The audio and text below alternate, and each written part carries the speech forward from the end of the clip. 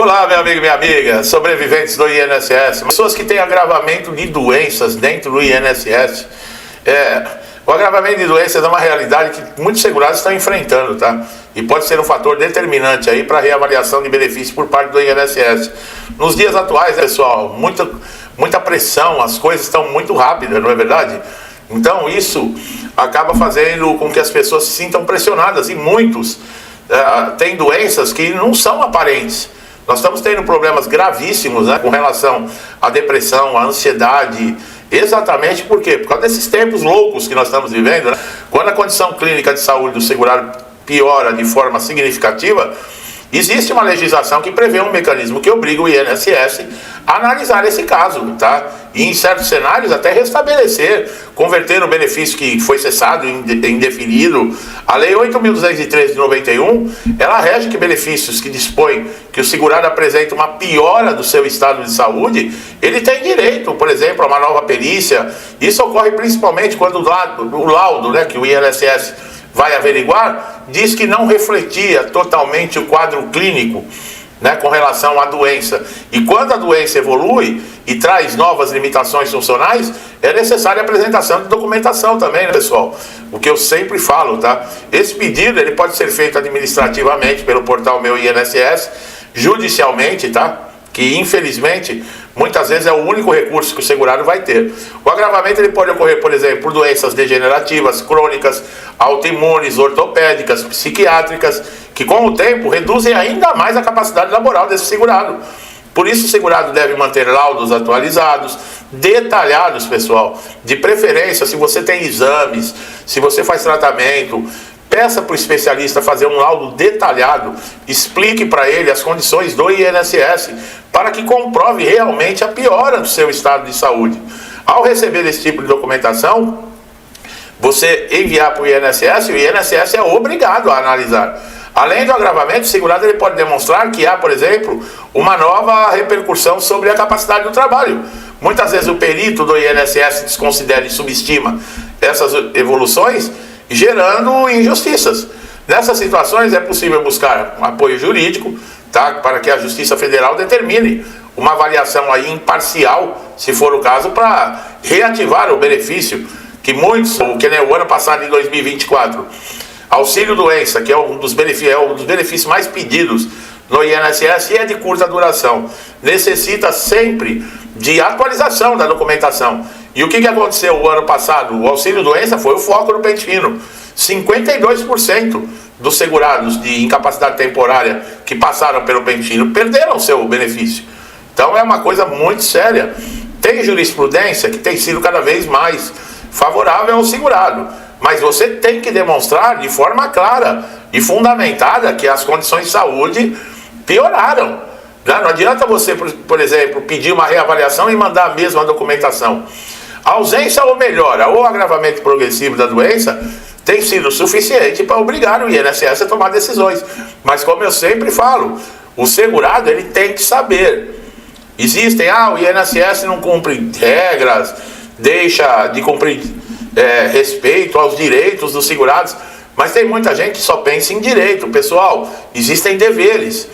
Você tem que estar com o seu cadastro no INSS atualizado. Se você vai passar por uma avaliação de incapacidade, você deve saber que a documentação tem que ser atualizada.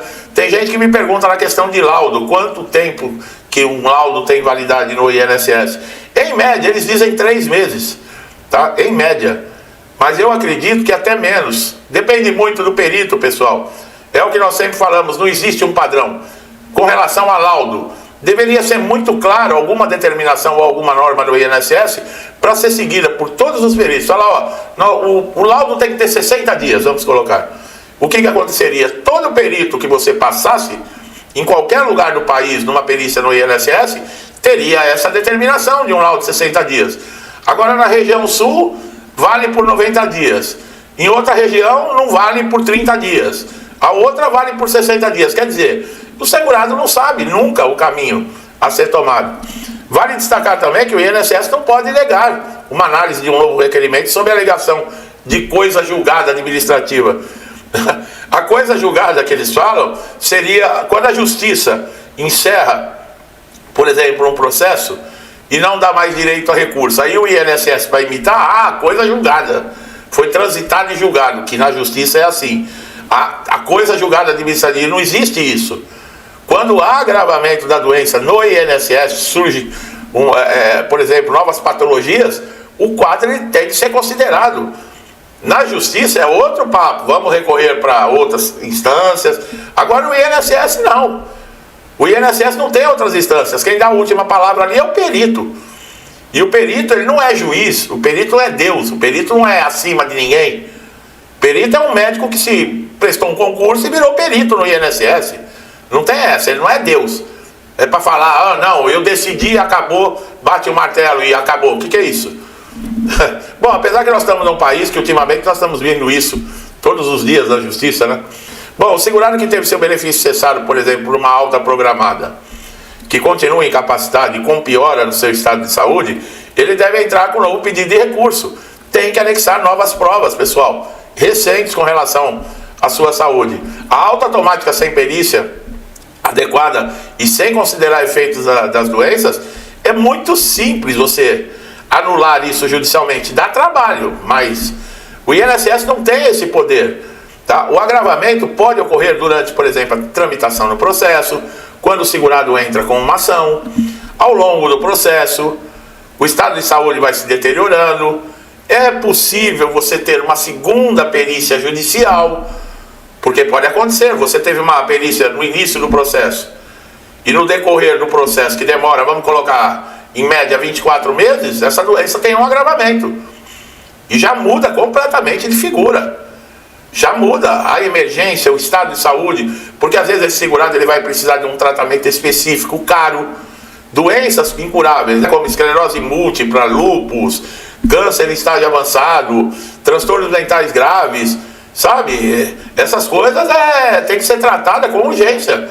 Eu já coloquei em outros vídeos, não dá para ficar aguardando nem mesmo a boa vontade lá do INSS e muito menos da justiça. A doença não vai esperar. Não, vamos decidir, esperar pelo menos ver o que a justiça vai decidir para ver o que a gente faz. Nesse caso, o segurado já morreu. Não precisa fazer mais nada. Não dá para ficar esperando. É isso que muitas vezes deixa a gente revoltado. Sabe? Está se lidando com questão de saúde. Não está se lidando, por exemplo, com algum caso que envolve opiniões, que envolve alguma ideologia. Não, nós estamos falando de saúde. Quando você mete a mão, que nem os aposentados e pensionistas foram roubados no INSS, nós estamos falando de tirar dinheiro de quem às vezes usa a aposentadoria para comprar remédio. Nós estamos falando de pessoas que muitas vezes juntam as moedinhas para comprar pão. Entendeu? E esses caras não perdoam nem isso. Bom, a reabilitação também, profissional, que é prevista em caso de agravamento. Você vai mandar uma pessoa em fase terminal para fazer reabilitação profissional. Você duvida que o INSS já fez ou é capaz de fazer isso? Não, então você não conhece o INSS, viu? O Código de Ética Médica exige que o perito se baseie em critérios específicos éticos para analisar o agravamento. Então, você está vendo que existe aí um código de ética. Quantos peritos do INSS você acha que cumpre algum código de ética? Eles não têm respeito por eles, nem pelo segurado, nem por ninguém. A maioria deles não cumprimenta, não olha na cara, não examina, não lê a documentação, não ouve o problema que o segurado tem a relatar. Isso é ético? Isso, a maioria deles age dessa maneira, então não existe ética. Além disso, o Ministério Público pode ser acionado quando há indícios de negligência. Eu já cansei de falar. Chama uma viatura de polícia quando o perito agir dessa maneira. Faça um boletim de ocorrência, pegue o CPF do perito e entre com processo em cima do perito. Não adianta você processar o INSS. Não adianta. Você teve prejuízo, danos morais, danos financeiros, você processar o INSS, você vai morrer com seus danos. Agora, o perito que negligenciou com imprudência, com imperícia, e te trouxe danos, tanto à saúde como danos materiais, danos morais, pega o CPF desse perito. É claro que você tem que ter testemunha com relação a isso. e entre na justiça contra o perito. É a mesma coisa, o supervisor de agência. Esses benefícios que se perdem, que ninguém analisa nada, e sabe? E a pessoa está dependendo que saia a análise para receber o benefício. Tem gente que chega a passar fome, tem gente que foi morar na rua porque foi despejado. E o INSS não responde por nada disso? Essas pessoas que estão recebendo saláriozinho público, que é pago com o nosso dinheiro, não são responsáveis por nada? Não tem responsabilidade nenhuma? Tem que processar essas pessoas. Se a pessoa tem um cargo de supervisão, ela responde pela agência. Ela responde pelo que está lá. E não é responder só para o chefe dela, tem que responder para a sociedade. Funcionário público é servidor da sociedade, não é ao contrário. Ele está ali para servir, ele não está ali para ser servido. Quando o povo brasileiro acordar e entender isso, e isso não é só INSS, qualquer servidor público, tá, pessoal? Se você não sabe, presidente da República é servidor público, ministro é servidor público, juiz é servidor público, viu? São todos servidores públicos que recebem dos nossos impostos. Todos nós pagamos essas pessoas. O governo não fabrica dinheiro, não.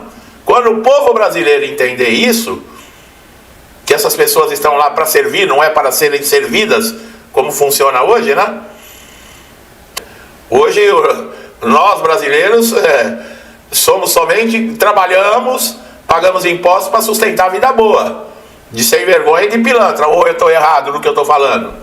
Bom, eu não vou nem estender. O recado foi dado, tá, pessoal? Você que tem doença crônica, você, meu amigo e minha amiga, que estão sofrendo, que teve agravamento da doença, procure um advogado se necessário. Entre com recurso. Não respondeu, deu INSS, vá para a justiça. Não se cale. Não se cale. Porque ninguém vai fazer nada por você se você não correr atrás. Tá bom? Eu espero que esse vídeo tenha elucidado, tirado dúvidas, tá? Se gostou, se inscreva no canal, ative o sininho de notificação para você estar sempre atualizado. É você que ganha com isso, tá? E você, meu amigo e minha amiga, que estão sempre comigo aqui, me incentivando, auxiliando, interagindo com o canal. Que Deus abençoe sempre a casa, a família, a vida de vocês. Com tudo que eu desejo de bom para mim e para minha família, eu lhes desejo em dobro, deixo um forte abraço e até os próximos vídeos.